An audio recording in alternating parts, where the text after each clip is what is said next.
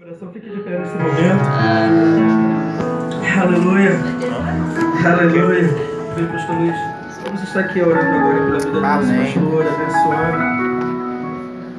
Pai, em nome do Senhor Jesus, debaixo, Deus, dessa mesma atmosfera, Senhor, de adoração, Senhor, de constrangimento pela presença viva e eficaz da Tua glória, da Tua presença, Deus.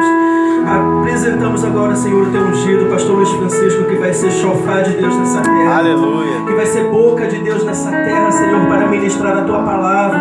Pois, Senhor, Tu já falou de diversas formas, através dos louvores, das canções aqui. E agora, Senhor, vai falar diante e dentro da Tua palavra, Senhor. A Bíblia aberta agora, Senhor. E o Teu servo tão somente será instrumento. Amém. Que os nossos ouvidos e os nossos corações estejam abertos, ó Deus, para receber, aceitar e entender, através da revelação do Teu Espírito Santo, a Tua palavra.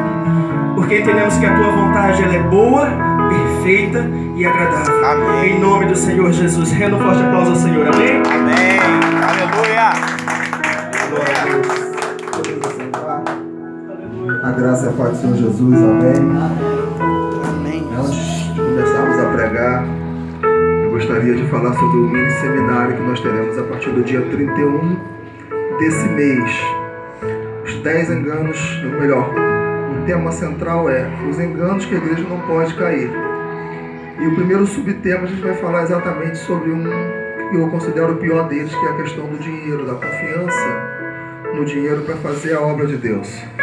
Nós estaremos trazendo muitos textos bíblicos falando acerca disso, né, do dinheiro que fez com que a igreja saísse da cruz, né, do tema central que é nosso Senhor e Salvador Jesus Cristo.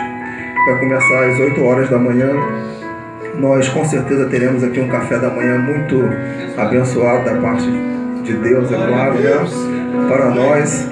E eu gostaria que você não perdesse, porque através desse seminário nós estaremos revelando de uma certa forma quase que o corpo doutrinário da igreja, né? Nós entendemos que para você conhecer como que a sua igreja está nascendo, você tem que vir a esse seminário. Nós iremos realmente trazer para você muito texto bíblico, muita Bíblia, para que você entenda como o voltados para a cruz, o ministério voltado para a cruz está nascendo, entendeu? Então é muito importante que você esteja presente. Sem mais delongas, vamos abrir aqui em Mateus capítulo 5, versículo 20. Eu não poderia deixar de filmar a minha primeira pregação no ministério voltado para a cruz. Não poderia. Eu me lembro do outro ministério, quando nós, de vez em quando, filmávamos. Inclusive essa semana eu até postei um link da primeira pregação que eu filmei, cujo tema é o desejo da noiva, há mais de 2 anos atrás, não é? Curiosamente, acho que uns 5 ou 6 pelo que eu vi lá viu, não é? A pregação de 2 anos atrás. Alguns devem ter matado a saudade, não sei, mas com certeza é bênção pura. Amém? Diz assim a palavra do Senhor, Mateus capítulo 5, versículo 20. Quem achou, diga amém. Amém. Diz assim: porque eu vos digo que se a vossa justiça não exceder dos escribas e fariseus, de modo nenhum entrareis no reino dos céus. Eu vou orar mais uma vez, em concordância com a oração dos amados irmãos. Pai, na Tua presença eu estou aqui. E agradecendo a Deus por esse privilégio que é estar ministrando a Tua palavra por esse grupo seleto de pessoas. Homens e mulheres que o Senhor ama, que o Senhor separou para estar aqui, ó Deus. Muito obrigado. Verdadeiramente o Senhor nos surpreende, ó Deus. Verdadeiramente o Senhor nos surpreende. Quero lhe agradecer, torna-me canal desobstruído, ó Deus, para falar do Teu Evangelho. Em nome de Jesus Cristo nós te pedimos e te agradecemos. Amém e amém. Obviamente eu não vou me demorar muito, né? Mesmo porque depois de 28 anos pregando o Evangelho, eu estou mais nervoso do que nunca. E olha que eu já preguei, graças ao nosso bom Deus, para pessoas muito mais numerosas. Mas eu entendo na palavra de Deus, e Jesus mesmo falou, que se 2 ou 3 estiver reunido no nome dele, ali ele estaria. Amém. Então, na visão de Deus, a quantidade não é a qualidade. A qualidade está quando ele está. Né? Então, se ele não está, pode ter 4.000 membros, não adianta nada. Pode ter 20.000 pessoas, não adianta nada. Mas se ele está, aí vale a pena pregar o Evangelho. O texto é muito interessante, porque eu vos digo que se a vossa justiça não exceder dos escribas e fariseus, de modo nenhum entrareis no reino dos céus. Eu sempre quis entender esse texto, esse versículo bíblico, porque ele é de uma profundidade tremenda. Nós que lemos a palavra e que temos ela completa nos nossos dias, quando nós ouvimos, quando nós lemos esse texto, nós achamos assim, isso é fácil. Porque a Bíblia fala acerca dos fariseus e saduceus e não fala bem. Fala muito mal, por sinal. Então parece ser muito fácil quando Jesus diz assim, se a vossa justiça não exceder dos escribas e fariseus, verdadeiramente não podereis entrar no céu. Não podereis ser salvo. Não podereis ver Jesus. Não podereis gozar da vida eterna. E aí, quando a gente olha os textos que falam acerca desse grupo religioso, nós entendemos assim, opa, é muito fácil. Mas quando você vai pesquisar, e quando você vai ver lá na igreja primitiva quem eram os fariseus e os saduceus, eles eram, para a geração da época, como é hoje, o ministério público. Eles eram muito bem conceituados. Eles eram pessoas que realmente eram boca de Deus na terra para aquela geração. Porque eles entendiam que aqueles homens, que aquelas mulheres que tinham ali a Torá nas suas mãos para pregar ao povo, né? Eles eram profetas. Eles eram pessoas que interpretavam a lei, que ficavam horas e horas e horas orando, jejuando, buscando da parte de Deus, né, o que dizer ao povo. E, curiosamente, né, eles tentavam seguir aquilo que Deus falava. A Bíblia diz que eles jejuavam 2 vezes por semana. Eles subiam para o terraço para estar orando e buscando a Deus. Eles iam às praças, né, para orar e as pessoas verem que eles estavam orando. Enfim, o povo os tinha como exemplo. Tanto que os publicanos e os cobradores de impostos eram considerados os maus exemplos. Porque, segundo a religião da época, eles pecavam. Eles eram pessoas que não podiam ter um conceito bom diante do povo, porque eles faziam tudo aquilo que a lei dizia para não fazer. Então, quando nós lemos esse texto aqui, estudamos quem eram os fariseus, para o povo da época não era tão fácil assim seguir o que os fariseus seguiam. Afinal de contas, haviam 613 preceitos da lei judaica que eles tinham que seguir à risca. E os fariseus aparentemente seguiam. Os fariseus aparentemente andavam segundo os 613 preceitos. Hoje em dia, graças a Deus, nós temos a internet. Se você for lá e tentar saber quais são os 613 preceitos, você vai saber um a um.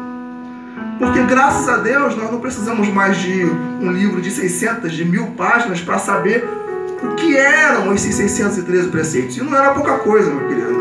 Era coisa pesada. Aqueles 10 mandamentos de Moisés, eles foram, assim, pulverizados em mais de 613 pequenos mandamentos, que não eram tão fáceis assim, segundo a ótica das pessoas que viviam naquela época viver. E aí, quando ele fala isso para os seus discípulos, eles levam um susto. Porque, gente, não era fácil. Então, nós entendemos que esse versículo bíblico, ele carrega coisas muito mais profundas do que a gente possa imaginar. Quem estuda um pouquinho teologia, ou quem já ouviu falar acerca de estudo da palavra de Deus, alguns estudiosos dizem que para você entender um texto, você tem que ler todo o contexto. E o contexto significa você ler o que está à frente e logo depois o que está atrás dele. Então, para você entender esse versículo aqui, o versículo 20, que eu vou ler mais uma vez, porque eu vos digo que se a vossa justiça não exceder a dos escribas e fariseus, de modo nenhum entrareis no reino dos céus. Para você entender esse versículo, você precisa começar a ler lá desde o versículo 17. Olha só o que Jesus diz no versículo 17. Não cuideis que vim destruir a lei ou os profetas. Não vim abrogar, mas cumprir. Porque em verdade vos digo que até o céu e a terra passem, nenhum jota ou um tio se omitirá da lei sem que tudo seja cumprido. No versículo 19. Qualquer, pois, que violar um destes menores mandamentos e assim ensinar aos homens, será chamado menor no reino dos céus. Aquele que, porém, que os cumprir e ensinar, será chamado grande no reino dos céus. O versículo 20 a gente já leu. Vamos lá para o versículo 21, que diz assim: ouvistes que foi dito aos antigos, não matarás, mas qualquer que matar será réu de juízo. Eu, porém, vos digo que qualquer que, sem motivo, sem colerizar contra o seu irmão, será réu de juízo. E qualquer que disser a seu irmão raca, em outras versões louco, em outras versões tolo, quer dizer, será réu do sinédrio. E qualquer que lhe disser louco, será réu do fogo do inferno.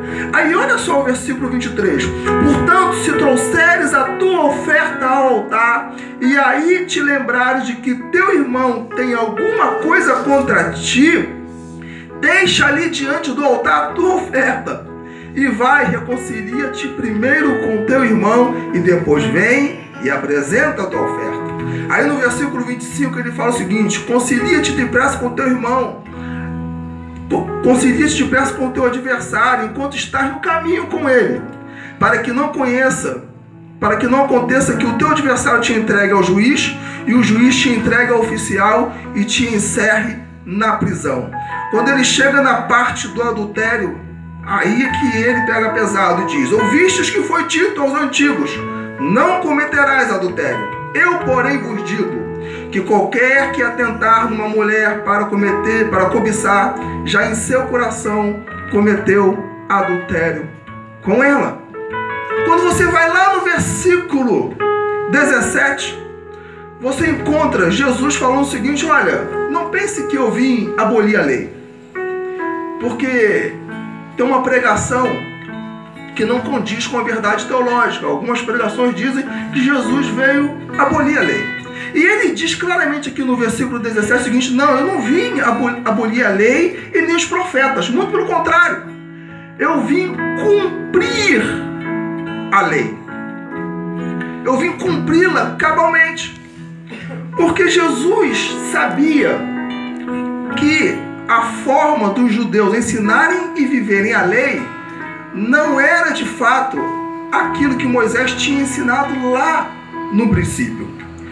Porque Moisés, quando ensinou não matarás, não adulterarás, não dirás falso testemunho, ele quis falar algo muito mais além do que você matar a pessoa fisicamente. Você pode perceber isso por todo o contexto que você lê. Os fariseus, os saduceus entendiam que matar era só pegar uma arma e dar 3 tiros na pessoa. Que matar era só pegar uma faca e golpeá-la até a morte. Então eles acreditavam que matar, que ser assassino, era fazer isso. Eles não entenderam o espírito da lei. Eles não entenderam o que significava a lei dentro da sua profundidade. E nós entendemos que existiam 2 tipos de lei: a lei cerimonial e a lei moral. Todas as 2 leis foram cumpridas à risca por Jesus. A lei cerimonial foi cumprida na sua morte e ressurreição. A lei moral foi cumprida com as suas atitudes, com as suas palavras, com as suas motivações, com a sua forma de viver. E ele começa aqui a trazer à existência o que significava cumprir a lei. Porque quando eles viam alguém em adultério, eles acreditavam que tinham que cumprir a lei matando, tirando a vida da pessoa. Então, assassinato para os fariseus e saduceus era arrancar aquela vida do mundo. E aí, nos versículos posteriores ao versículo 20, Jesus vai no profundo. Jesus vai lá no ser. Porque Jesus começa a revelar que assassinato não é só dar 3, 4, 5, 10 tiros em alguém matando a pessoa. Ele começa a dizer o seguinte: olha, se você tem raiva do seu irmão, se você tem mágoa dele, se você não fala mais com ele, eu te digo uma coisa: isso é tão assassinato quanto arrancar a vida dele. Porque você matou a pessoa dentro de si. E aí eu me lembro de João, numa de suas epístolas, quando ele diz assim: filhinhos, vocês sabeis que todos nós somos nascidos de Deus. Porque quem é nascido de Deus ama o seu irmão. Quem não ama o seu irmão, esse não nasceu de Deus. Aí João vai mais fundo e diz o seguinte: olha, todo aquele que não ama seu irmão é assassino. Então Jesus chega aqui e fala assim: opa, peraí, tem um montão de gente que não tem coragem de tirar a vida de alguém, mas matou-a dentro de si. Então esse também é assassino. E aí ele fala aqui: olha, eu porém vos digo que qualquer que sem motivo se encolerizar contra seu irmão será réu de juízo. Ou seja, vai para o inferno, vai ter morte espiritual. Você pode não morrer fisicamente, mas você vai ter morte espiritual. Tem um montão de assassino dentro da igreja sem ter tirado uma vida física. E aí quando eu começo a entender isso aqui, eu falo assim: opa, a graça não é tão de graça assim. A graça não é tão fácil. Porque quando ele diz assim: olha, a sua justiça tem que exceder a dos escribas e a dos fariseus, ele está falando o seguinte: olha, o que eles te ensinam é só 50% da verdade.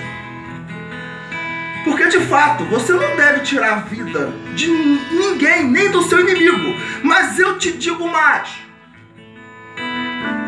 se você odeia seu irmão, você é tão assassino quanto Fernandinho Beiramar, quanto Hitler. E quando eu olho essa profundidade, eu vejo: meu Deus, a graça é muito mais profunda e muito mais forte do que a lei.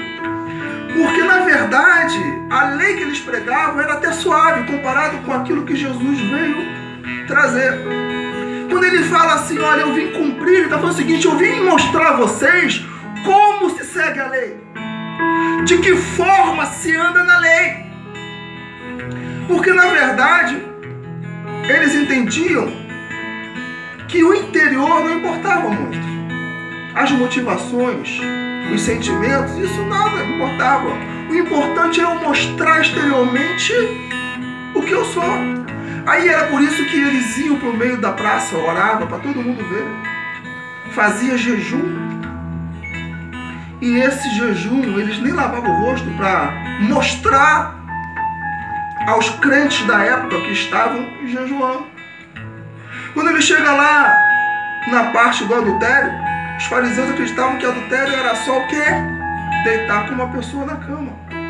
Aí ele chega assim e fala o seguinte: olha, meu querido, adultério também é se você na sua mente começar a maquinar, começar a planejar, começar a fantasiar que você está com uma pessoa sem ser o teu cônjuge. É adultério do mesmo jeito. E aí eu me lembro de um texto bíblico em que Jesus começa a repreender os fariseus quando Jesus chega e fala o seguinte: olha, vocês quando vão orar lá nas casas das viúvas, com o pretexto de longas orações, o que vocês querem é cobiçá-las. Porque eles não tinham coragem de deitar com elas fisicamente, mas deitavam no coração. Adulteravam no coração. E aí é por isso que Jesus chega e fala o seguinte: olha, aquilo que contamina o homem não é aquilo que entra, mas aquilo que sai. Porque do coração procede o adultério, a fornicação, o assassinato, a prostituição, a mentira, a lascívia, a fofoca. Então Jesus começa a dizer o seguinte: olha, a lei começa primeiro dentro e depois ela transporta para o exterior. Quando ele começa a ensinar isso, a coisa fica mais estreita. Porque aí nós entendemos que Jesus veio trazer santificação no corpo, na alma e no espírito. Jesus afirma que assassinato não é apenas aquilo que se faz com uma arma, com uma faca, mas também aquilo que está no nosso coração. Jesus chama de assassino todo aquele que tem uma pendência emocional com alguém. Se você tem uma pendência emocional que não foi curada, que não foi sarada, Jesus está te vendo como alguém que é assassino, da mesma forma como um traficante.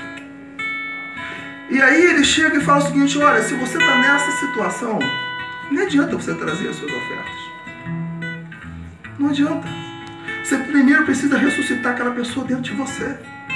Vai lá, reconcilia-te com ela, ressuscita ela dentro de você, e aí depois você está livre para ofertar. E o texto não fala oferta, não só dinheiro, adoração, tudo que você pode oferecer a Deus em oferta.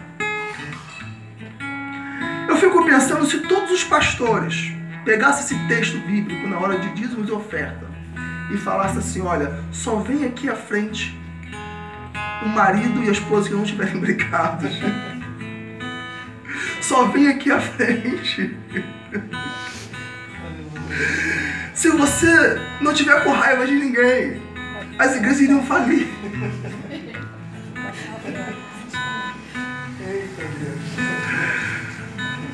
E aí nós entendemos que Jesus, quando fala o seguinte: eu vim cumprir, e fala o seguinte: olha, eu quero que vocês observem a lei, tanto por fora quanto por dentro.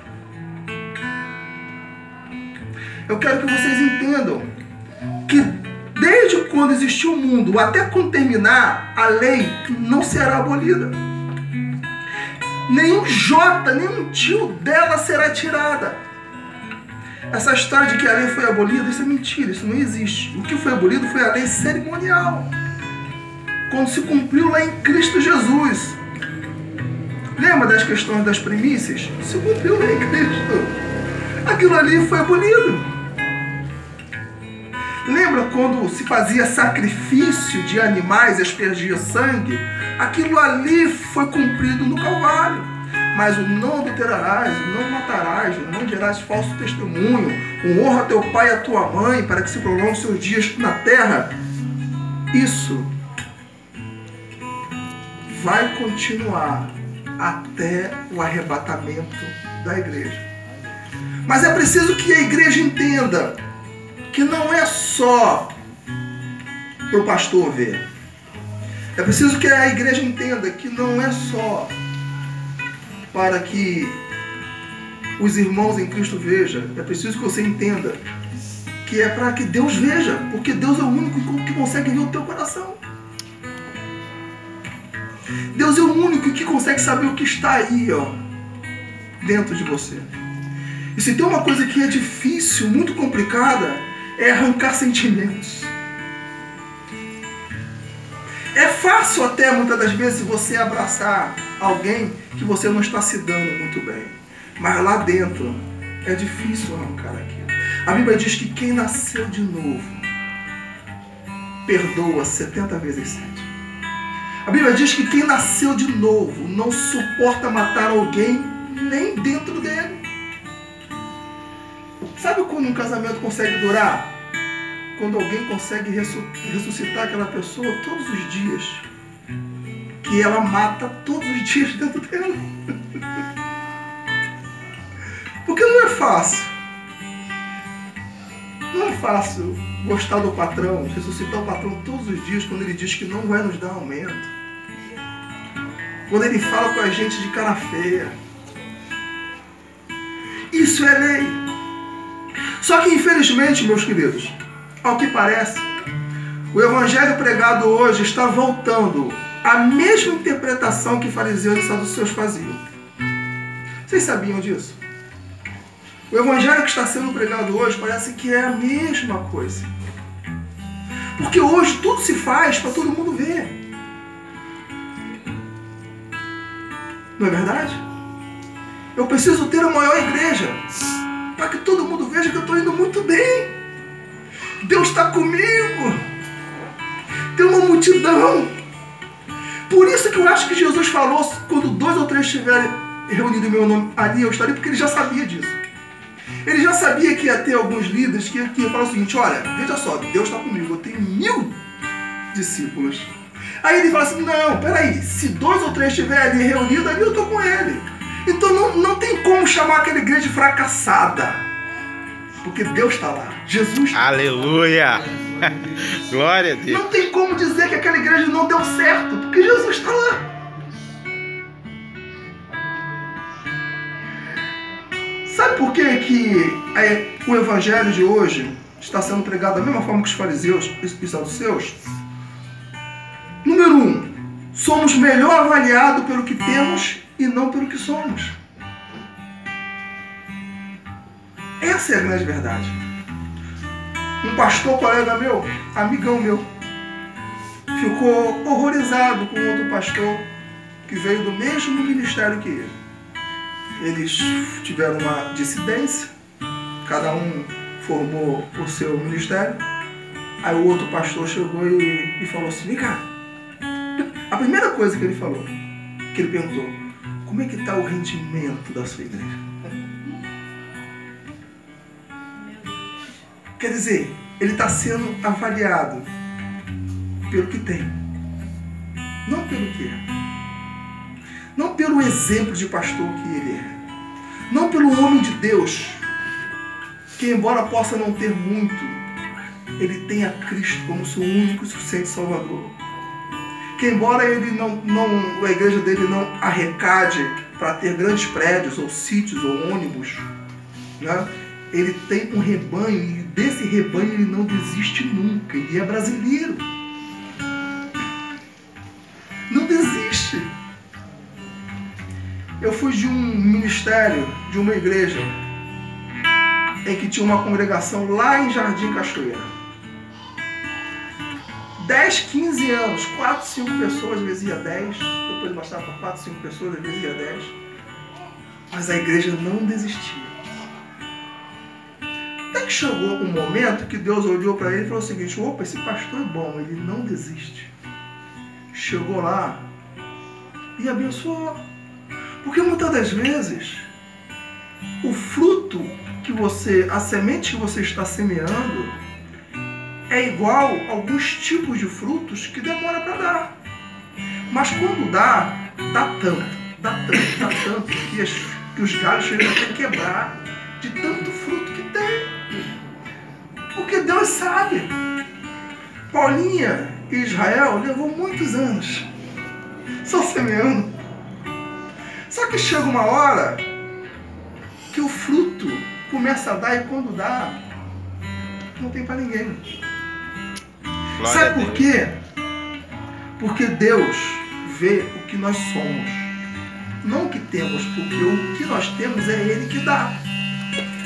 Porque quando você tem o que o homem dá, você pode até conseguir algum êxito, mas o ministério vai ser um fardo para a sua vida. E a Bíblia diz que o fardo de Jesus é manso, ele é suave, ele não pesa. Então, Quando Israel e Paulinha decidiram, não, Deus falou, confirmou, o ministério é agora. A primeira coisa que eu falei, Paulinho e Israel, não se preocupe com multidão. Não se preocupe com número. Não se preocupe, porque a igreja é de Deus. A igreja é de Jesus. Amém. Se preocupe em pregar o verdadeiro, genuíno evangelho de Cristo Jesus. Porque eu tenho plena convicção, meu querido, que vai ter igreja com 4 mil membros que não vai subir um por causa do ensino herético. Enquanto que uma igreja com 10 ou 20 vão subir todos. Aleluia! Glória a Deus. Segundo, nós somos mais respeitados pelo que fazemos, não pela motivação, pelas motivações que nos levou a fazer. É por isso que eu agora tenho descansado em Deus. Quando Deus colocou no meu coração escrever um livro, eu não ganhava ainda o suficiente para fazer a quantidade de cópias. Eu nem sabia como escrever o livro. E eu fiquei naquela aflição toda. Eu fiquei naquela ansiedade toda. Mas Deus, como é que vai ser isso? E a editora, eu vou conseguir alguma editora que realmente se interesse pelo meu trabalho para eu poder fazer exemplares? O Espírito Santo foi claro comigo. Espera aí. Sou eu que estou falando para você escrever. Então, não se preocupe com isso. Uma coisa de cada vez. Primeiro escreva. Escreve. Não se preocupe com a editora, não se preocupe com a quantidade, não se preocupe com nada. Escreva. Aí, como eu queria que a minha motivação não fosse ganhar dinheiro, eu não queria ficar preocupado em ganhar dinheiro e ao mesmo tempo vender livro, não. Eu queria abençoar o povo para ficar livre de qualquer motivação errada. Não que seja errado vender o livro, não é. Aí, faltando 2 meses para caducar um concurso da UERJ, eles me convocam e me chamam. Então, 50 exemplares que eu ia fazer, eu fiz quase 600 exemplares. E as coisas foram acontecendo. Primeiro eu escrevi, depois eu fui para a revisora. Aí da revisora, vamos ver a editora. Não fiquei o tempo todo telefonando, ligando. Não fiquei. Não, vem cá, vocês querem? Querem? Não. De repente, lá no serviço, falei com um colega lá, poxa, eu estou escrevendo um livro, eu estou vendo uma história. Pois mesmo, eu conheço alguém que também lançou um livro. Você quer o telefone? Ah, quero. Peguei o telefone, mas nem liguei. Falei assim, poxa, não deve querer não. De repente, o Espírito Santo falou assim, lembra daquele telefone que aquele seu colega te deu?